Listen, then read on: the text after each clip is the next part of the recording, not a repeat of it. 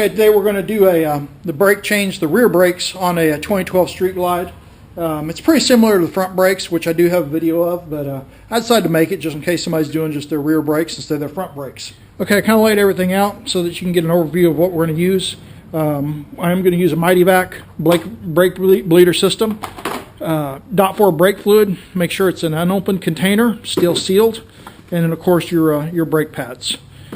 First thing that we're going to start with is we got to remove the saddlebag from the Street Glide.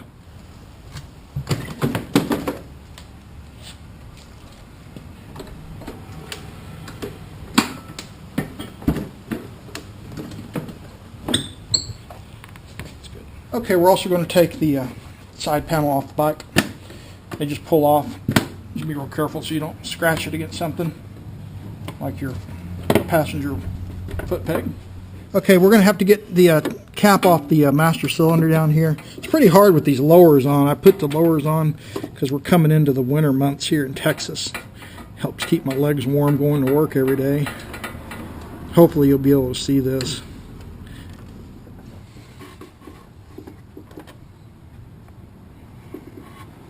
There we go. Okay, so we're going to get up under here. We're going to put the Mighty Vac tube onto the brake bleeder valve. If you put that tube up under the fender, it'll give you a better curve so that the rubber tube won't come off of there.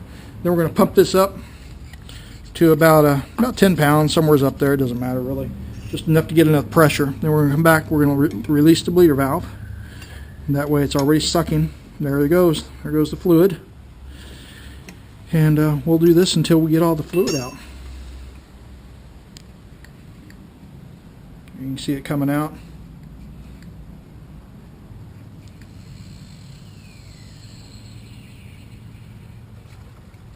You can actually hear it bubbling up in the master cylinder, so you kind of know where you're at as far as the quantity of brake fluid goes in the lines.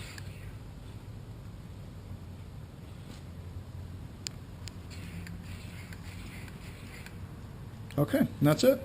Now what you can do is if you tighten this up, since there is fluid in that line, in order not to make a mess, is just snug that bleeder valve back, pump it up to about 10 pounds again, and then pull that off, and it'll suck your fluid down the line. There you go. You won't have any mess. There's your old fluid. Okay, we're going to remove the caliper now. We're using number 8 Allen wrench. I got it on a socket.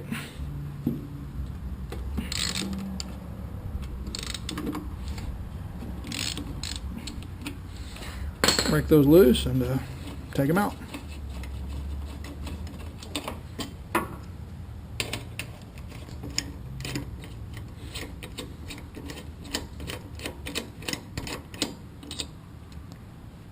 Okay, now we got to take the caliper off. This is not easy. It's not like the front where they just drop off, because what it's going to do, it's going to hit the wheel up here. You can get it off. It's just really tough. You pull it up as far as you can until it hits that wheel. Then one of the things you got to look for is this brake bleeder valve. You want to make sure that it stays up on the inside of the fender when you pull it up, and then you just kind of pull to the outside, get that brake bleeder valve up under the fender.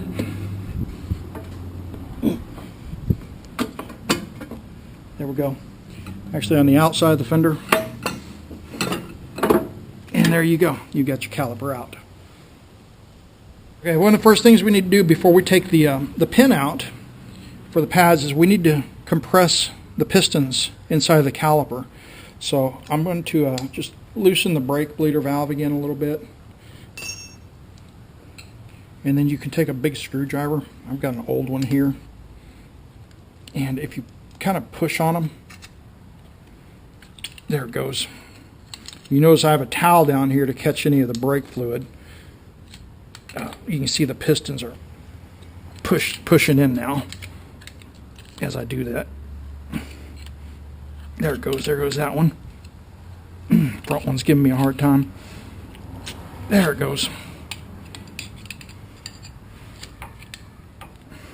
You're going to have those fully compressed to get the new pads over the rotor once you get them in. Okay, so we got those compressed. Now we're going to just tighten that bleeder valve back up. Some fluid did come out. That's why I got towels down here. Then we're going to take the retainer clip out, which I just dropped. There you go, if you can see that. And then we're going to take the pin out with the number 5 Allen wrench. This is what holds the pads in the caliper. They won't come out unless you take this pin out.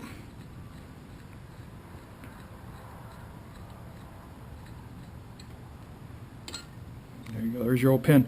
Now the new brake pads do come with a new pin, and I think they've changed the design of the pin. We'll look at here in a minute. Okay, so we got that. And just come down here and pop those pads out. There you go, you got your pads out.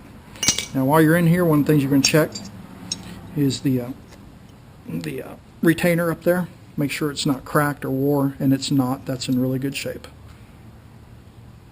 You can also see your pistons now, that they're compressed fully. Okay, I want to show you the difference. I really wore these pads down. Actually, I probably wore them too far. Fortunately, didn't do any rotor damage, but you can see the difference. There is no brake pad left on my old ones, so it's definitely time. Okay, so here's some of the new stuff. There's the new pin with the retainer clip. This is brake pad paste. And then these are your masks and a scraper, which we've got to go through the process of installing that. So we'll just dump this out on this towel here. There we go. And then what we're going to do is we're going to take this, and this has a sticky side, and you actually apply it. You pull the stick off. I better wash my hands before I get too far on this. There we go. So what you do is you apply it to the brake pad.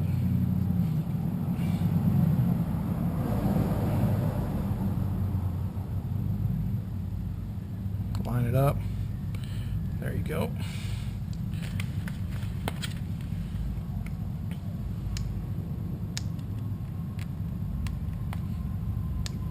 Of course, I can't get the thing off. There we go.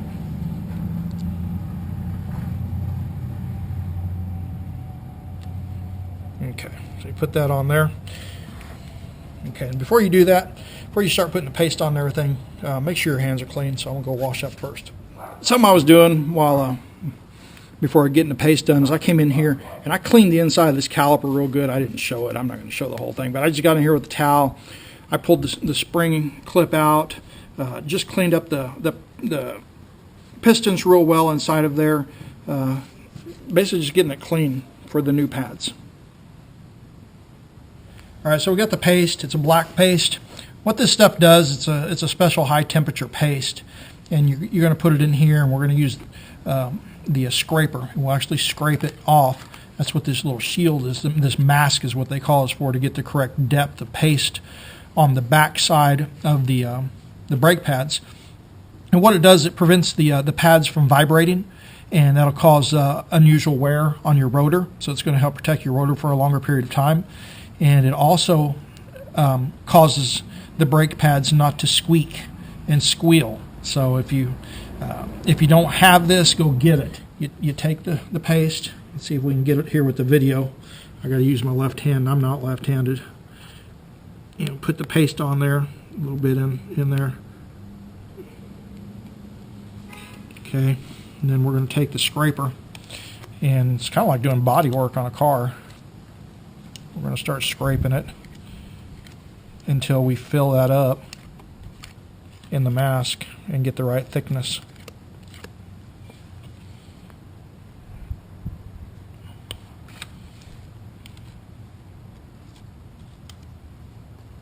I hope you can see this on the video. So you can see now it's the right thickness on that one.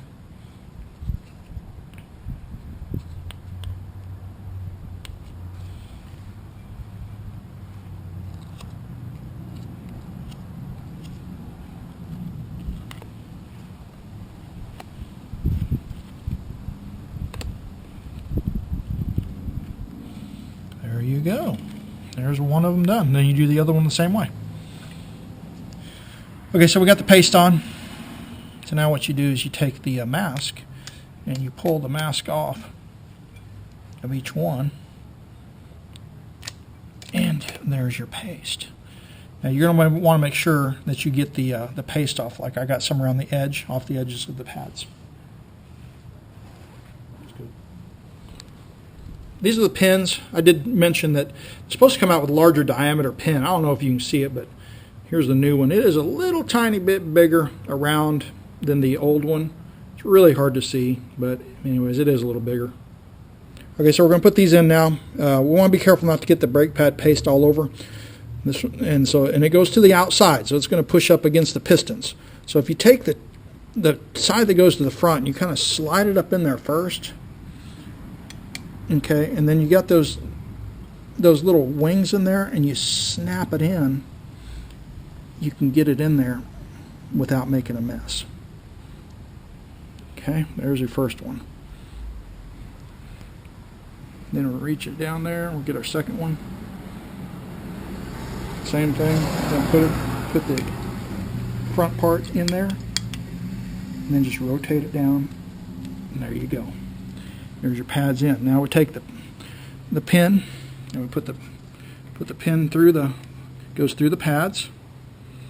They won't come out at this point because the pin's in there. Then we get our socket, and we tighten that up. Do it with your hand first. That make it a little quicker.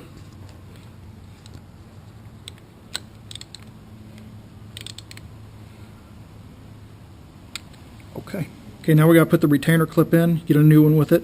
There's a notch down there, so if you look at the caliper, this is the outside, and then we're going to take it's an L shape, so we're going to take the wing of it towards the outside, and basically all it does is you match that notch down in there on the pin, push it down, and that's all there is to it. Now your pads are in. Okay, we're going to put the caliper back on now. I did want to mention, I did put the towel down here just to avoid scratches and stuff on the bike, because we were using the saddlebag support to hold the caliper while we worked on it. Now it goes in a whole lot easier than it came out because we've got those pistons compressed now. So if you just take it in there, if you got air shocks, it'll be a little bit different. They're a little bigger, but it'll work just fine. See if we can get the camera around in a way here to show it. Maybe not that way. Maybe this way here. There we go. Yeah, hold that. Okay. If you put it in at an angle, a little bit of an angle, it'll just drop right on. And there you go. And then all you have to do is put your bolts back on. All right, so get our bolts. You may have to move it around a little bit to line the bolts up. There we go. Wiggle it around.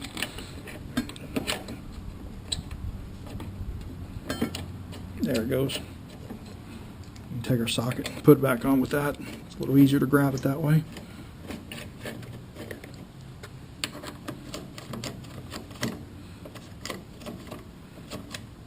Okay.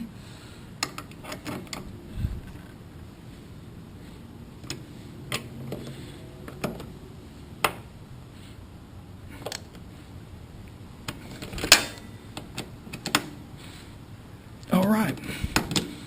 There you go. Caliper's back on with the new pads. Now we got to still bleed the brace. Got to fill the lines back up with fluid. We'll bleed it, make sure there's no air. We'll compress the brake pedal, which we're going to go through the process, and then we'll refill the reservoir after that's done. Okay, once again, like I said in the start of the video, we're using .4 brake fluid. This is a brand new unsealed container. Brake fluid is very water absorbent, so you want to use a brand new container when you get ready to do this. And we'll break the seal, and then we're going to come over here. We're going to fill our master cylinder up to the top, and then we'll put our Mighty back on, and we'll start bleeding the lines. All right, we put some shop lights on this. We want you to be able to see it. This is really hard to get in here, especially with the lowers on. Matter of fact, I'm going to get a funnel because it's really tough to get in there. It's going to be hard with a funnel too. There we go. You can see there's still a little bit of brake fluid left. There's not that much though. I wanted to mention on these Mighty Vacs is before you stick it on there to do your bleeding, put your thumb over the end, pump that thing up to about 10 pounds, and it should almost not go down. That means that you don't have any air leaks, and it's going to bleed those brakes properly. So if I release my thumb, you can see the gauge, boom, it goes down. But it wasn't moving down. So you want to make sure that your whole system is sealed before you put it on there and start pulling brake fluid through there. Same thing, just like we did earlier. Put it on there, getting tight. Put the tube up under the fender so you get a nice curve on it.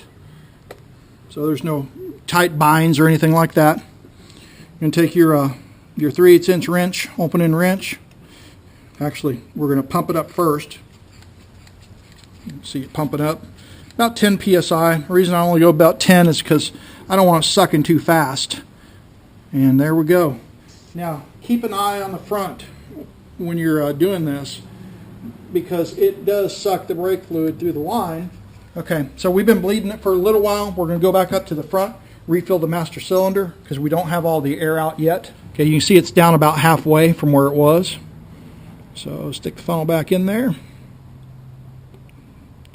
There we go. Take that off. Be real careful because brake fluid does eat through paint. I'm using a towel to keep the drips from going on any of the paint. Okay, then we'll go back to the back. Okay, come back up here, pump it up to about 10 pounds again. There we go, we're at 10 pounds. I hit the release button, so I got to pump it back up. That's a release button, by the way. See, if you push that button, it'll release your pressure. So we'll pump it back up. 3/8" wrench. Undo it. It'll start sucking as soon as we let it go. You can see the fluid coming through. Just keep your pressure up. What you're going to be looking for up here is up here by the bleeder valve. You're going to be looking for air. Any air bubbles, which I don't see any. That's great. We're going to go ahead and tighten it while it's still under pressure. There we go. And we used about half the fluid in the master cylinder. So we're going to go back up again. This is a back and forth process. It takes about 3 times to really do it correctly. And we're going to fill it back up again, and we're going to bleed just a little bit more. Okay, we're going to go ahead and pump it back up. Again, 10 pounds. This is going to be the last time we bleed this. Should be fine. Initially, we'll look for bubbles coming up. There's a couple coming out of there. There we go. There's some more coming out. That's why you do this a few times. Lock it up. Okay, so we bled it, and there's no air in the lines. So what I'm going to do now is I'm just going to set the cap on here, because we still have to compress the brakes and compress those cylinders up against the brake pads to the rotor, so that we have brake action. Because at this point, they're still not compressed. I'm putting this on so that it doesn't shoot any brake fluid back out. I'm not going to tighten it. I'm just going to sit it on there. Then what we're going to do is we're just going to pump the brake, because you see you don't have a lot of brake action at this point. And what this is doing is it's going to begin compressing the pistons in that brake line. There we go. I felt it right there. Now we got brake action. That means that we've the fluid's pushed them through, pushed the pistons out, and the brake pads are hitting the rotor. So what we want to do after that, though, is we want to take the cap off. Let's see if we can do this. Well, you've already seen it come off. It's really hard to get a good video of this sometime, because what will happen is it fills the caliper up with brake fluid, so your brake fluid level goes down. So you got to refill that once you get the brake action, and that you know that the brake pads are touching the rotor. So we're going to fill it back up now. Now, last time I had this done at the dealership, that was a long time ago, they didn't refill it after they did the final bleeding and compression, and I ended up with an issue because of it. Alright, so there you go. Now we'll put the cap back on and tighten it up. Alright, so I set the cap on. Now I'm kind of holding this myself, and then we just tighten it up with a Phillips head screwdriver. And like I say, we know we're good. It's topped off, and we're almost done now. got the cap on, master cylinder cover. That brake's tight. I mean, it's like you touch it and it's just right there. Now if you come to the back, you look in here, hopefully you can see it. You can see that the pad is now up against the rotor, so it's the pistons have pushed out like they're supposed to. Then one last thing I want to do, I'm going to check the bleeder valve again, make sure it's tight, which it is.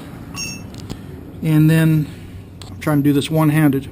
Sorry if there's a lot of jerking around. There's a little rubber cap. We're going to put the cap on. It's just dust cover. All right, there you go. That's the brakes, the rear brakes on a 2012 Street Glide. Hopefully that'll help you do your rear brakes next time you need them. The only thing I got to do now is I still got to put the side panel back on and the saddle bag, which I'm actually going to leave off, take the other side off.